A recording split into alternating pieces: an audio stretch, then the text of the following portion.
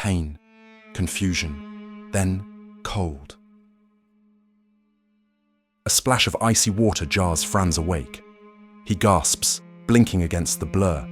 Shapes swim into focus: wood, smoke, a room, weapons, eyes, and ropes, tight around his wrists. He's suspended by his arms, aching from the pull. His boots dangle inches above the floorboards of a tavern barroom. Groaning beside him, Gerhardt hangs too, bruised and bloodied. To Franz's other side, a third man slumps, barely conscious. Ibrahim, the Strigani huntsman from Delbers. They are not alone. The room is filled with hard-eyed men, bandits, bounty hunters, smugglers, maybe 24 in total. They watch the captives like wolves. Some rest hands on hilts, others clench fists, their jaws tight.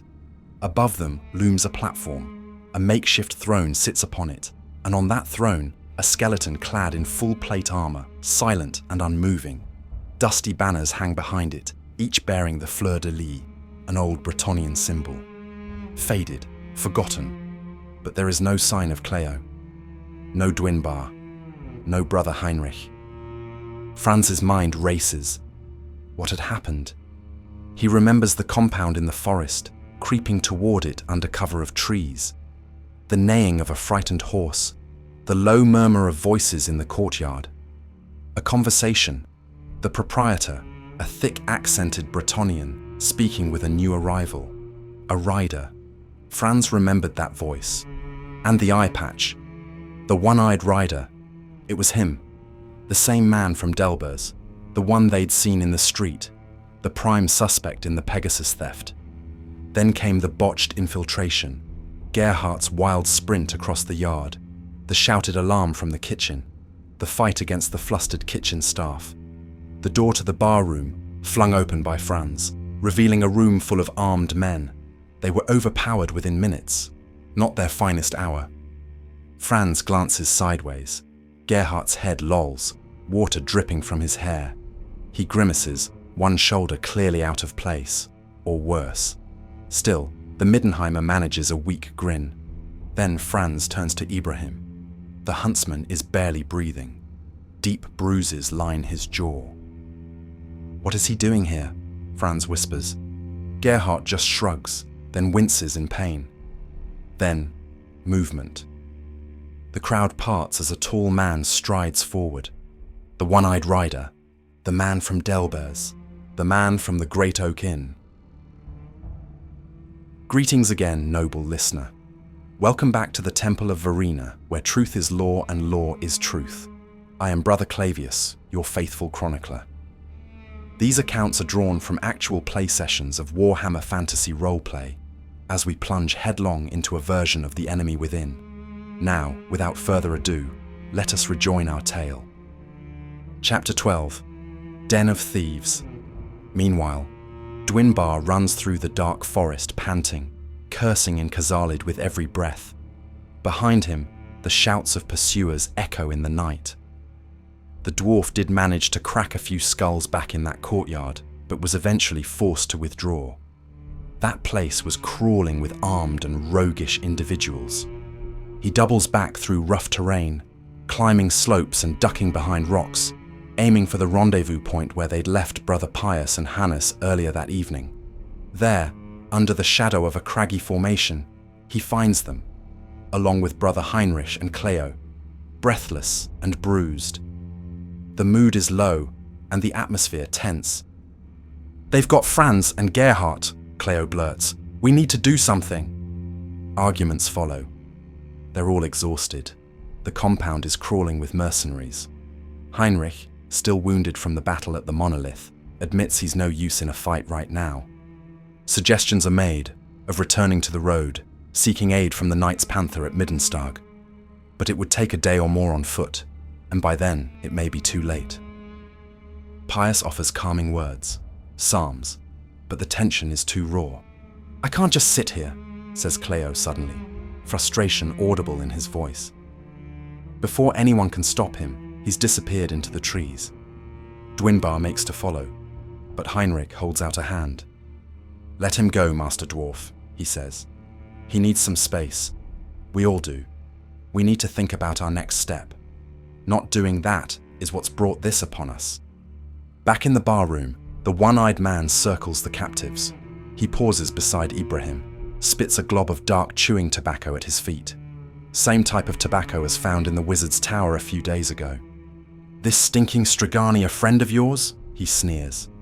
"Didn't think men such as yourselves would be caught dead mixing with dirty dogs like that." From behind the bar, a plump, curly-haired man shouts in a thick Bretonnian accent, "No spitting, Fegelein. Lady's sake, that's my one rule." Fegelein turns with a growl. "Philippe, you idiot. Don't speak my name in front of them." He jabs a finger at Franz and Gerhardt. "If they're who I think they are, I don't want them holding too many cards." Franz perks up. "Fegelein, was it?" he says with a smirk. "Pleasure. We met briefly back in Delbers, the Great Oak Inn. You might remember me." Fegelein scowls. "Oh, I remember. You and your gang ambushed me in the street." "Ambushed?" Gerhardt says, blinking innocently. "I recall a tragic fall from your horse. Defective saddle strap, perhaps." Fegelein punches him, a short, sharp blow across the face. Gerhardt groans but doesn't protest. "Enough games," snarls the mercenary. "I know who you are. Now, which one of you is Schiller?" The name hits like a thrown rock. Franz looks at Gerhardt. Gerhardt looks away. "Schiller? Never heard of him," Franz says cautiously. "We work for the wizard Blitzen, or rather for his apprentice Ursula, about a stolen Pegasus." "Hogwash," Fegelein snaps. He turns to Philippe. "Why haven't I heard of this Ursula?" I don't know," Philippe stammers. "Röhm never mentioned her." Franz and Gerhardt exchange glances again. Röhm, a new name, a superior perhaps, or a client. Fegelein leans in close. "Schiller," he repeats, "of the infamous Schiller gang. Ring any bells? After you assaulted me, I shared a cell with 2 Middenheim thugs. Said they'd come to Delbers to bring in a man named Schiller. Said he owed debts to one of the Low Kings." Franz turns slowly to Gerhardt. Realization dawns. Perhaps he doesn't know this man as well as he thought. Then an idea. Franz clears his throat. "Let's say we do know this Schiller," he says carefully. "Suppose we could arrange a meeting. Might be beneficial to all parties." Silence falls. Fegelein narrows his eye. Then he smiles. A smirk that Franz is unsure about how to interpret. "And the Pegasus?" Franz shrugs. "Nothing to do with Schiller. That's a separate matter entirely. Look, we're basically just independent contractors. Out to make a bit of money, and perhaps some valuable contacts, if you know what I mean." Fegelein paces. The room murmurs with voices and speculation. Franz leans toward Ibrahim. "Psst, you all right?" No answer. The huntsman is still out cold. Suddenly Fegelein swings his sword and buries it in the beam above Gerhardt's head. The armored skeleton above them rattles and clanks. Everyone falls silent. "You two are lucky to still be alive," he says coldly. "Your proposal. I'll sleep on it." He gestures to the guards. "Take them away." Franz, Gerhardt, and Ibrahim are cut down and dragged through winding corridors. They're dumped into a dark storeroom. The door locks behind them with a metallic finality. Gerhardt groans. "I think my neck's broken." "It's your collarbone," Franz mutters. "Try not to move."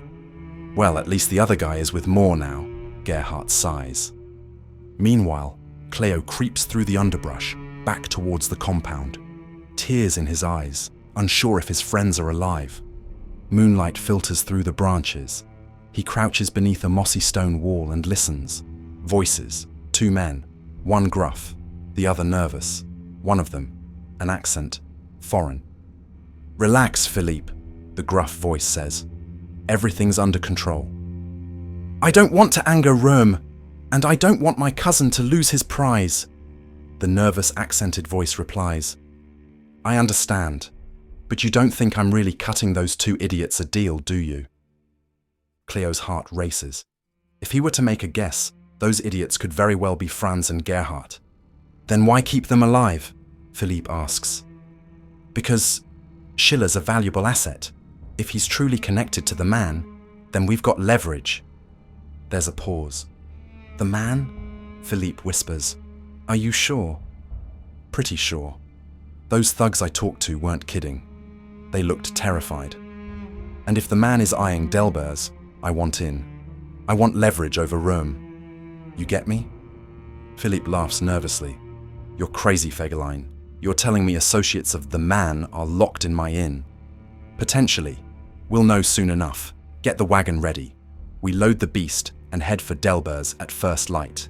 Time to deliver Herr Rome's goods. They laugh. Cleo doesn't. He slips back into the darkness. Fast. Back to Heinrich, Dwinbar, Pius, and Hannes. To warn them. To plan. To save his friends. Back in the cramped storeroom beneath One-Eyed Jacques, Franz does what little he can for the wounded. The air is thick with dust. The only light seeps through a warped plank near the door. Gerhardt lies propped against a crate, still groaning whenever he shifts. His collarbone hangs at an ugly angle. Ibrahim remains unconscious for a long while, sprawled across tattered sacks of grain. Eventually, the Strigani stirs. Easy, Franz whispers, supporting his head. The bleeding stopped, but you lost a lot of blood. Here, drink. Ibrahim takes the cup with trembling hands, swallows, breathes. His voice is weak, but steady. It was Ephraim, he says. The boy insisted we follow you. He was scared, said you'd gone into the hills on foot, said the woods weren't safe. Franz nods. He was right, Ibrahim continues, pausing between breaths. I took 2 hunters. We tracked you as far as the tavern, but the sentries found us first. His eyes darken. My companions fell, killed before they could draw a second arrow. I was taken, dragged here, questioned. He winces, and the neighing, that was the last thing I heard. Franz's heart sinks. Whirlwind. Ibrahim nods. It's here, the Pegasus, chained somewhere in this compound. Franz and Gerhardt exchange a silent, tense look. Rest now, Franz says, voice soft but firm. Both of you. The 3 battered men slip gradually into exhausted sleep, but Gerhardt lies awake a little longer. Fegelein's words echo in the dark. Schiller of the Schiller gang, associate of none other than the man, a power in the Middenheim underworld. Gerhardt almost laughs aloud in the silent room, a dry, incredulous chuckle. Imagine that, he thinks. Me, Gerhardt Schiller, a prized asset of one of the Low Kings. For a fleeting moment, the idea takes root. Money, power, reputation. A life where the name Schiller carries weight rather than debt. Where he gets to order people around instead of being the one getting pushed. Madness, he mutters, but the dream lingers as he drifts at last into sleep. Visions of fortune dancing in the shadows. Hours pass. Then, bang! The door slams open so violently the hinges scream. Franz jerks upright. Gerhardt yelps. Ibrahim grips his side. 5 armed mercenaries storm inside, lantern light gleaming off their leathers and mail. Get up! One barks. Before they can react, chains are slapped around their wrists and ankles. Rough canvas bags are pulled over their heads, plunging them into darkness. Move! Gerhardt stumbles as he's yanked forward. What's going on? Where are you taking us? Silence! Snarls a voice. They are herded into a corridor. Boots thud. Metal jingles. Franz tries to keep his footing as someone shoves him hard between the shoulder blades. Did Fegelein consider our proposal? He asks, but no answer comes. A blow to his back forces him onward. Easy! Franz gasps. Just tell us where... But his words vanish in the dark as they are marched deeper into the unknown. And that, dear listener, is where we must draw the curtain on this chapter. If you've enjoyed this tale, our wandering through forests, conspiracies, cults, and dubious taverns, please consider liking the video, subscribing, and leaving a comment below. It helps more than you know. I have been your humble narrator, Brother Clavius, and until we meet again, may truth prevail.